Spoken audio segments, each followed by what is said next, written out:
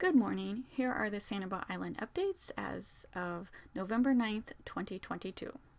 Latest update on Tropical Storm Nicole. Orlando International Airport closed Wednesday afternoon. Airports in Sanford and Melbourne also plan to close early. Airlines including American, Delta, and Southwest are waiving change fees, and cruise lines are changing itineraries. 34 counties are under a state of emergency, which include Lee County, Collier, Charlotte, and Sarasota.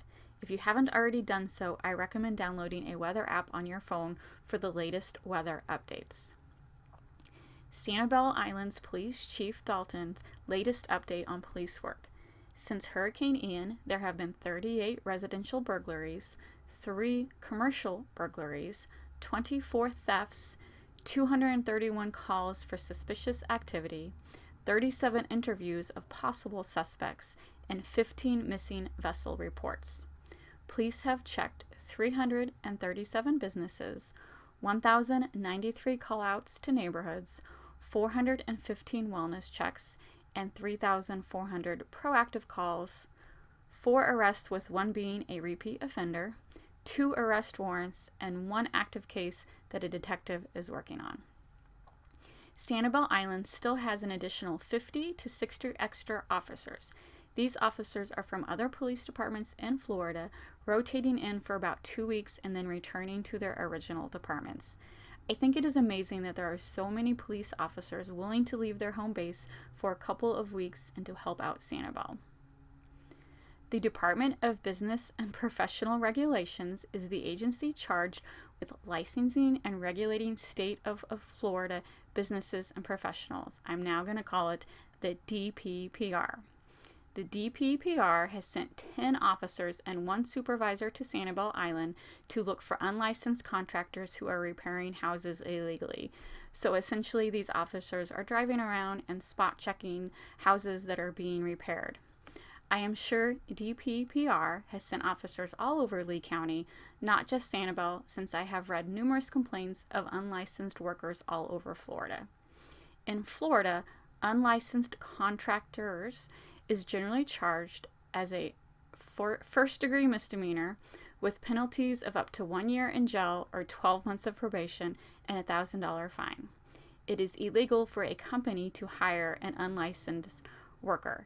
If it's discovered that a contractor knowingly hired an unlicensed contractor to work for them, they can be subjected to fine and potentially lose their business license.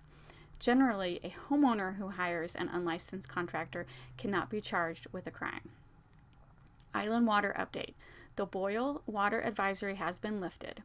3,300 of the 5,300 Sanibel accounts have been reconnected to the water system.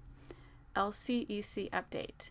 LCEC, which is the electric company, has received 2,496 affidavits from the city. They have re-energized 2,025 accounts.